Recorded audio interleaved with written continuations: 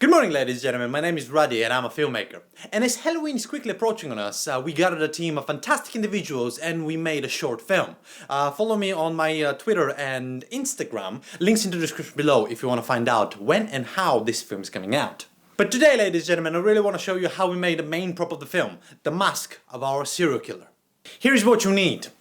A cheap mask from Amazon, a tube of PVA glue, scissors, a plastic tub, bandages, shoe polish, and some cheap Halloween makeup. The cheapest versions of all these items are gonna be linked in the description below if you want to buy them and follow the tutorial. Shall we begin? Start by mixing PVA glue with water. I find that the best results come when you mix 2:1 PVA to water, but depending on how good your glue is, you might add less of it. But I went with the cheap stuff because, you know, poor artists and all that. Then, using the bandages, measure how long pieces you would need. Make sure that you have some shorter pieces as well. Next step is make a mess.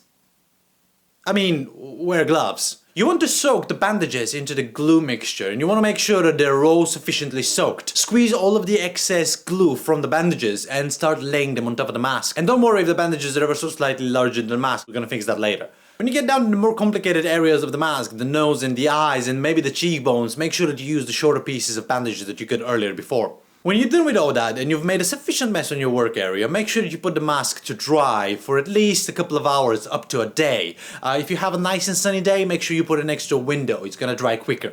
When the mask is completely dry, use the scissors to cut the excess bandages, which are now gonna be firm and dry. Using the shoe polish, outline the eye holes of the mask, almost like using an eyeshadow makeup. With the cheap Halloween makeup, draw a nice smile for your psychotic character, and you're almost there. The next steps are really optional, but they do add that extra level of realism, and because we were making that mask for a prop for a film, we required this to look realistic. So here is what I did. I filled a spray bottle with coffee and I went and sprayed the mask over, concentrating on the areas that would have been naturally dirtier than others. After that, I used another spray bottle filled with fake blood and I just went and did a couple of slashes and sprays on different areas of the mask, almost as the character has actually committed a couple of murders into the mask.